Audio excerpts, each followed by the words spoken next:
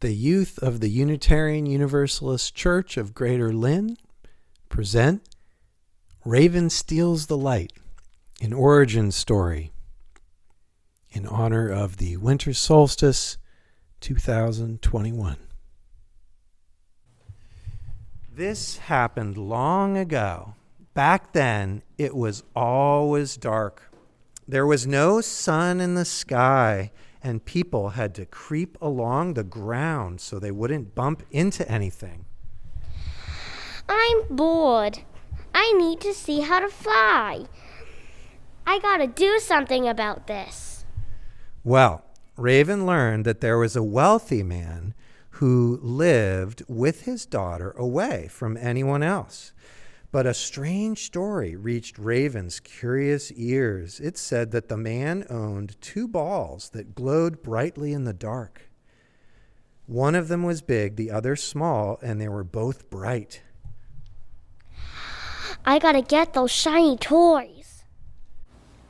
So he snuck into the rich man's well and turned himself into a bit of dirt.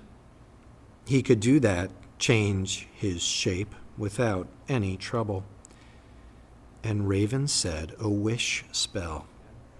I wish that the witchman's daughter will go thirsty and drink from this well.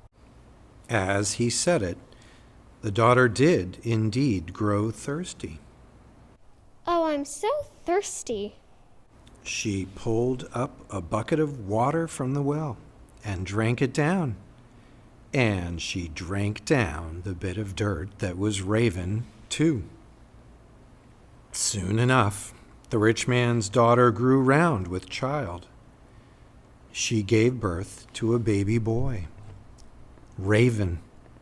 The only sign that he wasn't a normal human child was that he'd made a slight mistake.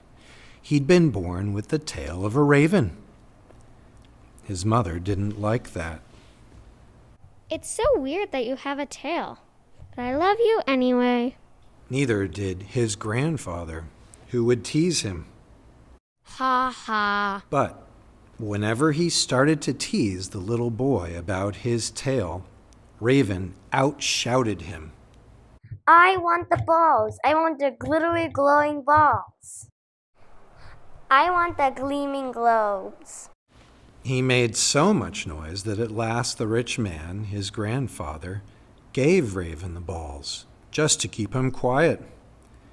Raven played with them a bit, just the way a child would play, rolling the gleaming toys about on the floor. But each time he rolled them, Raven rolled those gleaming balls a little closer to the door. Squirrel, who had been patiently waiting all this while, crept up to the door. Raven saw him and suddenly gave the balls a great kick. Squirrel caught the larger ball and ran. Raven ran after him. The rich man ran after them both. Every time the man got too close to Squirrel, Squirrel tossed the larger ball to Raven.